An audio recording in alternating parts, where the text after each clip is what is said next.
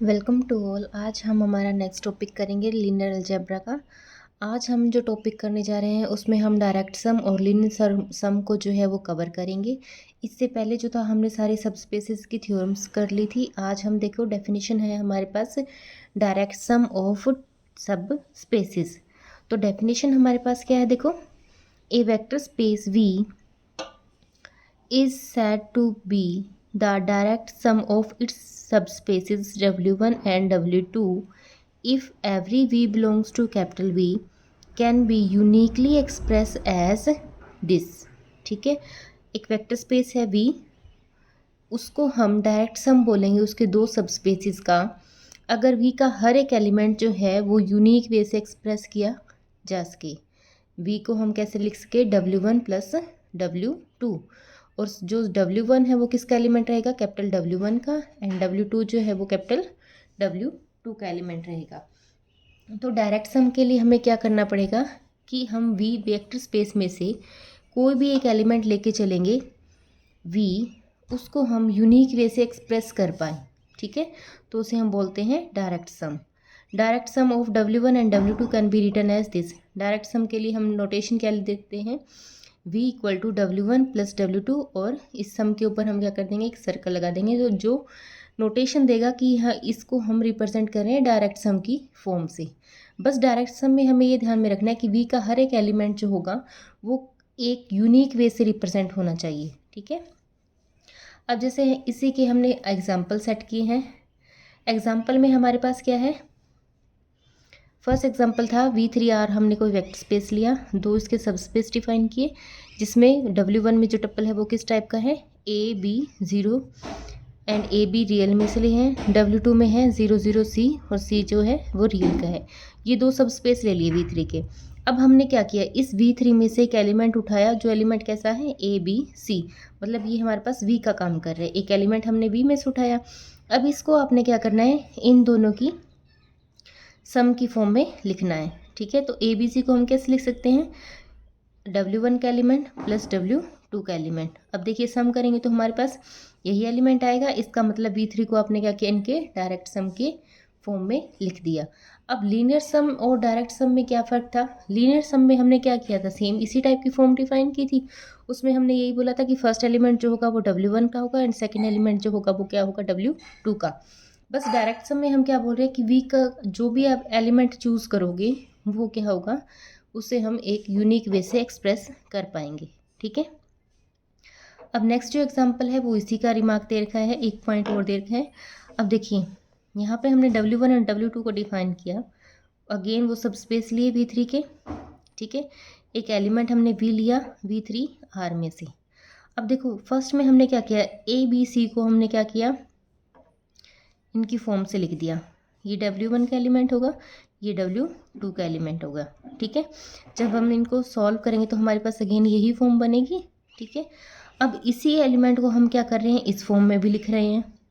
तो ये दोनों वे जो है, एक ही एलिमेंट को हमने क्या किया, दो वे से रिप्रेजेंट कर दिया। ठीक है, तो इस केस में वो बोल रहा है कि V3 के जो एलिमेंट है वो यूनिक वे से एक्सप्रेस नहीं हो पाए हैं। ठीक है, तो इसे हम क्या बोलेंगे, ये लीनियर सम तो है दो सब स्पेसिस का, लेकिन ये डायरेक्ट सम नहीं है, क्योंकि हमने एक ही वेक्टर को दो अलग अलग फॉर्म में क्या कर दिया, रिप्रेजेंट कर दिया। ठीक है, यूनिक वे का क्या होगा, सिर्फ उसे यूनिक ही वे से, ओनली वन वे से हम रिप्रेजेंट कर पाए, तो वो किसकी फॉर्म रहेगी, डायरेक्ट सम की। ठीक है, दोबारा से देख लो डेफिनेशन हमारे पास क्या है, a vector space V is said to be direct sum of its two subspaces W1 and W2 if every V belongs to V can be uniquely expressed as V equals to W1 plus W2। ठीक है, अगर हम V के हर element को एक unique way से क्या कर पाए, रिप्रेजेंट कर पाए, उसे हम क्या बोलते हैं, डायरेक्ट सम। ठीक है, तो इसके दो एग्जाम्पल बन जाएंगे, और भी एग्जाम्पल जो इसको सेटिस्फाई करें आप वो भी डिफाइन कर सकते हो। नेक्स्ट हमारे पास टॉपिक है, नेक्स्ट जो है हमारे पास डिसजॉइंट सबस्पेसेस। अब डिसजॉइंट सबस्पेसेस क्या होंगे, देखो डेफिनेशन है डिसजॉइंट सबस्पेसेस की, लेट VF बी ए वेक्टर स्पेस। VF हमारे पास क्या है, कोई वेक्टर स्पेस है, दो सबस्पेस हमने डिफाइन किए W1 and W2 of V, ये V के दो सबस्पेस हमने डिफाइन कर लिए। Are said to be disjoint, उन्हें हम डिसजॉइंट बोलेंगे if there intersection is the zero subspace. अगर उनकी इंटरसेक्शन जो है वो क्या बन जाए, ज़ीरो सबस्पेस बन जाए।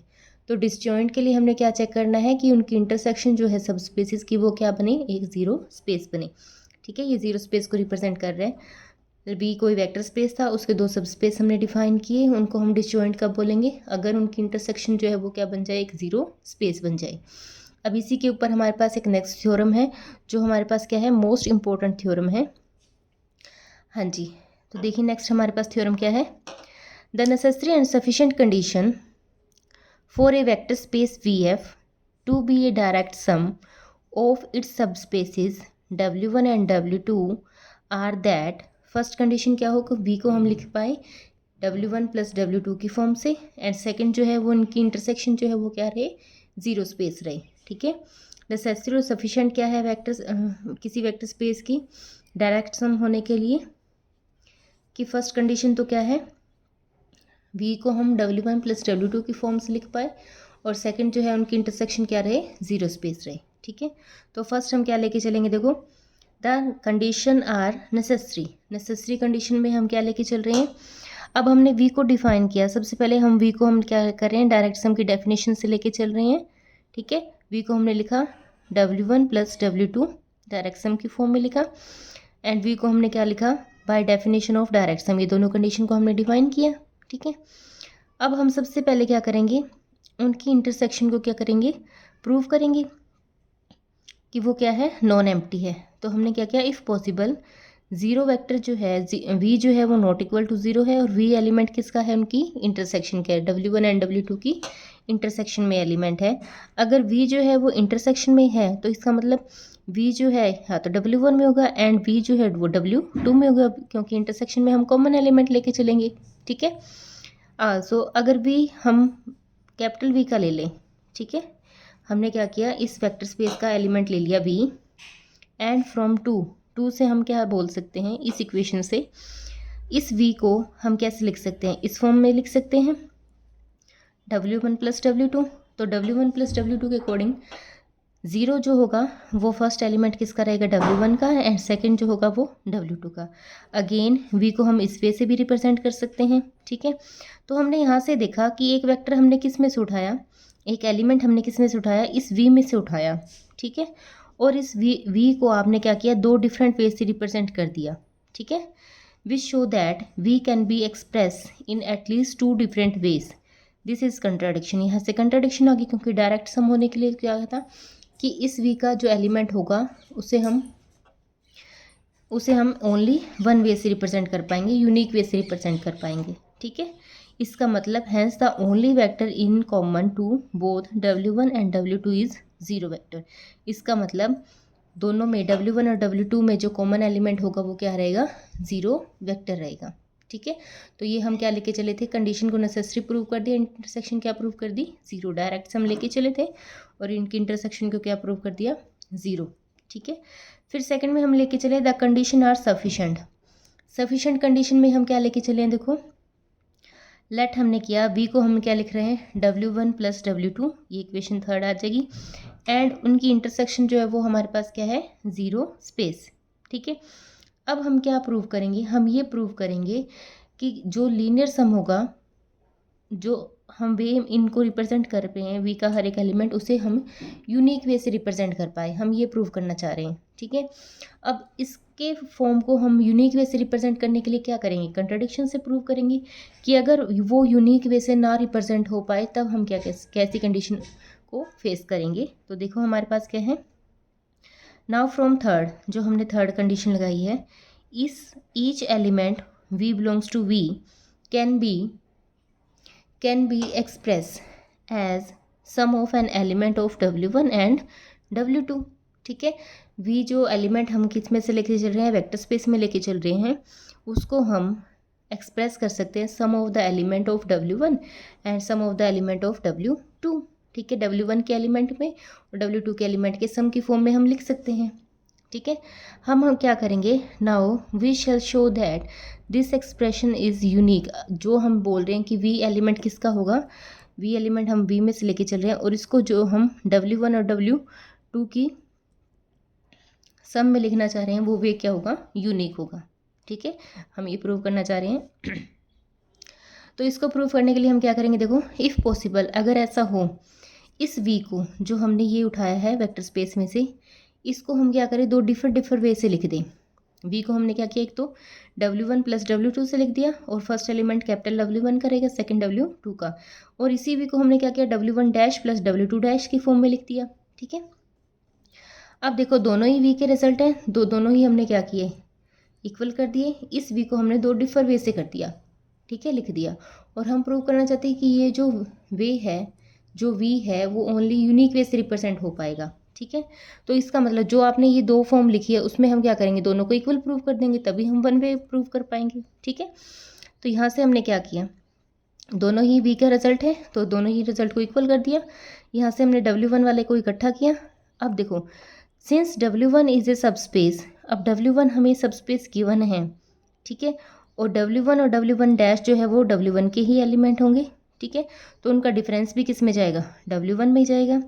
आल्सो W2 भी था, सबस्पेस था, और ये दोनों एलिमेंट भी किसके थे, W2 के थे, तो उनका डिफरेंस भी किस में जाएगा, W2 में जाएगा। ठीक है, इसका मतलब इन दोनों का difference W1 minus W2 equals to W2 dash minus W2, ये इनकी इंटरसेक्शन में भी जाएगा, कॉमन एलिमेंट बन जाएगा। ठीक है, बट उनकी इंटरसेक्शन तो थी, वो क्या थी, ज़ीरो थी। इसका मतलब हमारे पास क्या कंडीशन आ जाएगी, ज़ीरो कब होगा, जब ये पार्ट भी ज़ीरो हो और ये भी ज़ीरो हो। ठीक है, और ज़ीरो का मतलब क्या है कि अगर इनकी इंटरसेक्शन को हमने ज़ीरो बोला है तो ऑब्वियस सी बात है ये एलिमेंट भी ज़ीरो होगा और ये डिफरेंस भी क्या होगा, ज़ीरो के इक्वल होगा। तो यहाँ से हमने वही किया, दोनों के डिफरेंस को क्या कर दिया, इक्वल टू ज़ीरो कर दिया। ठीक है, इक्वल टू ज़ीरो करने के बाद हमारे पास क्या है, देखो यहाँ से हमने इक्वल टू ज़ीरो किया तो रिजल्ट क्या है, W1 किसके इक्वल आ गया, W1 डैश के इक्वल आ गया, और W2 है वो किसके इक्वल आ गया, W2 डैश के इक्वल आ गया। इसका मतलब जो हम यहाँ पे डिफर वे लेके चले थे वो क्या है, एक्चुअल में सेम है कि।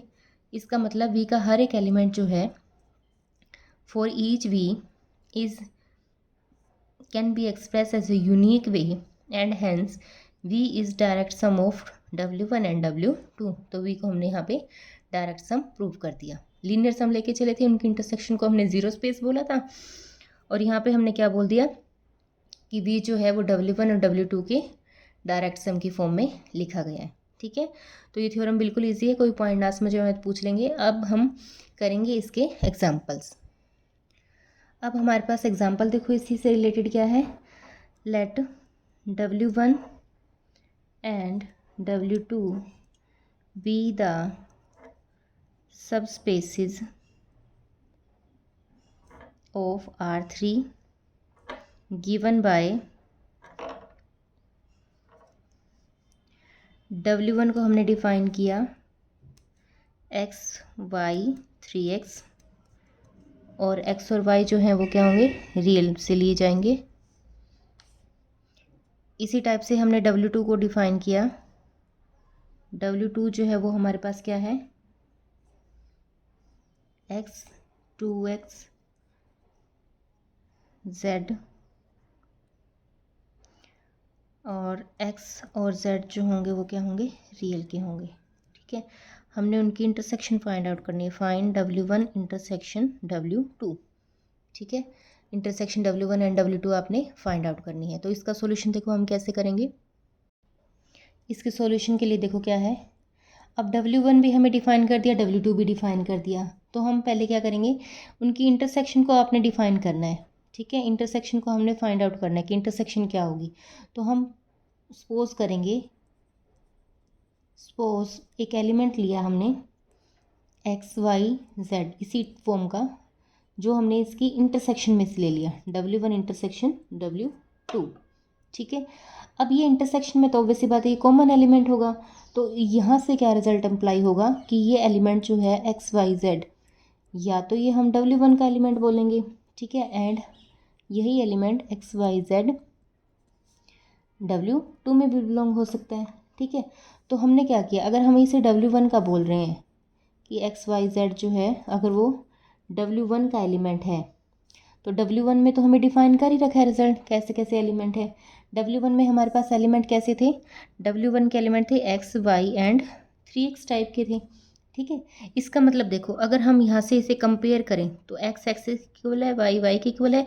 इसका मतलब z जो एलिमेंट होगा वो किसके इक्वल आएगा, 3x के इक्वल आएगा। ठीक है, अगर हम ये टप्पल W1 का ले रहे हैं तो यहाँ से हमारे पास क्या रिजल्ट आया, दिस इम्प्लाइज दैट z जो है वो किसके इक्वल आ गया, 3x के इक्वल आ गया। ठीक है। सेकंड हमारे पास क्या है, सेकंड हमारे पास था, अगर हम ये बोलें कि x y एंड z हम लेके चल रहे हैं W2 का एलिमेंट। ठीक है, तो W2 में हमने कैसे एलिमेंट लिए थे, W2 के हमारे पास टप्पल थे, ये W1 का एलिमेंट था, और W2 में हमारे पास एलिमेंट क्या थे, x 2x एंड z के इक्वल थे। ठीक है, तो देखो अभी इसे कंपेयर करेंगे तो x के इक्वल था। ठीक है, z के इक्वल था, इसका मतलब y किसके इक्वल आएगा, 2x के इक्वल आ गया। ठीक है, इसका मतलब x y z का जो टप्पल है वो किसके इक्वल होगा हमारे पास, x 2x 3x के इक्वल होगा। यहाँ पे हमने इनकी वैल्यूज़ पुट कर दी कंपेयर करके। ठीक है, इसका मतलब जो एलिमेंट होगा, the elements of W1 intersection W2, ठीक है, W1 इंटरसेक्शन W2 में होगा वो किस टाइप का रहेगा, is a form of x 2x and 3x। ठीक है, इसका मतलब W1 इंटरसेक्शन W2 किसके इक्वल होगी, x 2x 3x and x belongings to R। ठीक है, इस टाइप से आपने देखना है, हमें इंटरसेक्शन अगर फाइंड आउट करनी है तो हम किस टाइप से रिजल्ट को सॉल्व कर सकते हैं। ठीक है, हम एक दो क्वेश्चन और देखते हैं इसके। हाँ जी, तो नेक्स्ट हमारे पास है एक एग्जांपल और है हमारे पास, let W1 W2 W3 be the subspaces of R3 given by W1 को हमने डिफाइन किया x y z belongs to R3 x plus y plus z equal to 0 and W2 को भी डिफाइन कर लिया। ठीक है, इसी टाइप का टप्पल है और x इक्वल टू किसके हैं, z के इक्वल है। W3 को भी हमने डिफाइन किया 0 0 z and z belongs to R। Prove that R3 जो है, जो हम ये बोल रहे हैं वो किसके इक्वल है, W1 plus W3 and R3 जो है वो किसके इक्वल है, यहाँ पे यहाँ पे W2 plus W3। Which of these sums is या आर डायरेक्ट, हमें ये बताना है कि इनमें से कौन सा सम जो है वो डायरेक्ट सम होगा। ठीक है, ये हमें बताना है, या दोनों ही डायरेक्ट सम होंगे, ये हमें प्रूव करना है। तो इसका सॉल्यूशन देखो हम कैसे करेंगे। हाँ जी, तो देखो सबसे पहले हम सॉल्यूशन में क्या लिखेंगे, हमें क्या बोला था, W1 प्लस W3 था। ठीक है, एंड W2 प्लस W3, ये हमारे पास क्या है, R सब स्पेसिस ऑफ R3, ये सब स्पेस दे रखे हैं। तो R3 में हम एक एलिमेंट लेके चलेंगे। ठीक है, फॉर एनी, कोई भी एलिमेंट उठाया ABC, वो हमने किस में से उठा लिया, R3 में से। ठीक है, अब हम R3 को चेक करेंगे। डायरेक्ट सम के लिए हम क्या कर रहे थे कि हम V का कोई एलिमेंट लेते थे, उसे हम यूनिक वे से एक्सप्रेस कर रहे थे। ठीक है, तो ABC को अब हमने यूनिक वे से एक्सप्रेस करना है।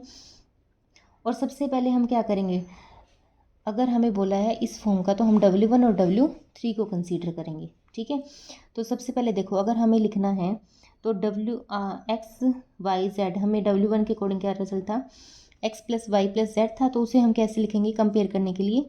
लास्ट में देखो W3 में जो डिफाइन कर रखा था उसमें हमारे पास टप्पल था 0 0 और z टाइप का, ये W3 का एलिमेंट था। ठीक है, और उसमें हमारे पास क्या था, x y z टाइप का था। ठीक है, तो यहाँ से हम इन दोनों को तो सेम रखेंगे, कंपेयर करेंगे, तो इसका मतलब ये A ये B रहेगा, और Z को हम रिप्लेस कर देंगे किससे, इक्वेशन हमारे पास क्या थी W1 के अकॉर्डिंग, W1 के था ना ये, तो W1 के according x plus y plus z था। ठीक है, तो यहाँ पे हम क्या करेंगे, इसे ABC की फॉर्म से रिप्रेजेंट करेंगे।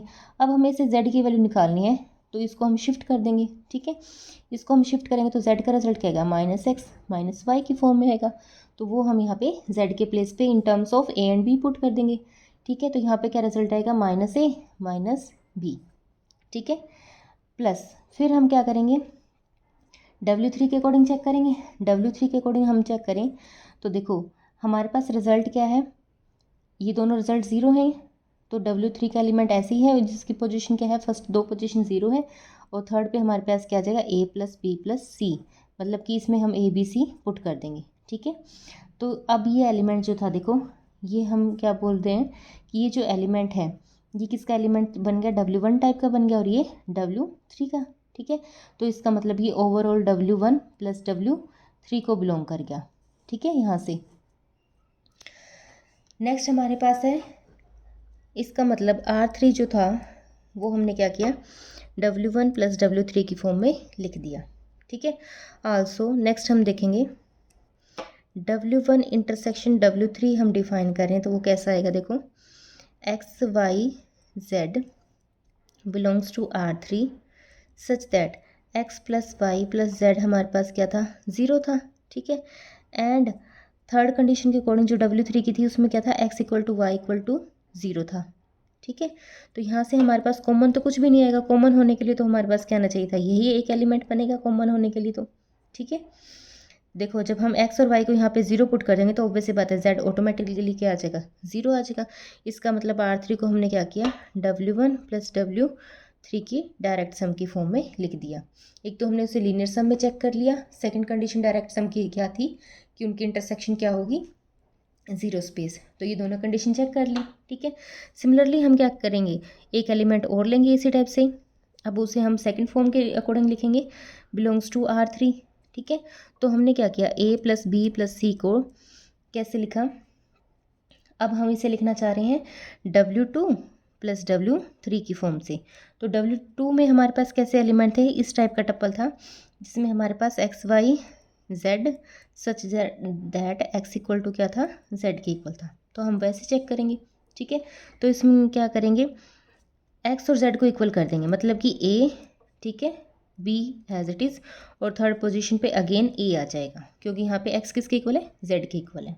ठीक है, प्लस, और इसमें हमारे पास थर्ड कंडीशन इसमें क्या थी, 0 0 जेड टाइप का एलिमेंट था, तो यहाँ पे हम इनको क्या लिखेंगे, 0 0, और यहाँ से हम जेड की वैल्यू निकाल लेंगे तो जेड हमारे पास क्या आ जाएगा, C माइनस ए टाइप का बन जाएगा।